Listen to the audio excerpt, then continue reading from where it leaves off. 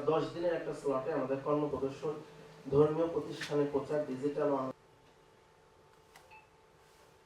যে প্রচার করছে, এটিও আমাদের জেলা প্রশাসন থেকে তারাও তথ্য, আমাদের তথ্য অফিস, যুব উন্নয়ন অধিদপ্তর থেকে প্রচার করা হচ্ছে। স্যার, যে একটা সাবজেক্ট পড়েন, আমরা পক্ষে কথা বলছি, কিন্তু আমরা গণভোটের প্রচারণার প্রথম থেকে সারা জীবন এই কনভেনশন চলতেই থাকে।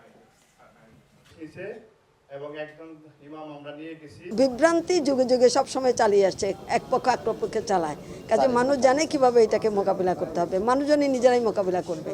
যদি কেউ বলে থাকে যে বিসমিল্লাহ চলে যাবে, মানুষ জানবে যে বিসমিল্লাহ তো চলে যাওয়ার জিনিস না, এটা নতুন করে আসেও না, আবার নতুন করে চলে যাবে না, এটা সারা জীবন থাকবে, সবসময়ই থাকবে। নির্বাচনী পরিবেশও নষ্ট হবে না এবং সঠিকভাবে, সুন্দরভাবে, সুশৃঙ্খলভাবে এবং উচ্চমুখর পরিবেশে ভোটটা হবে।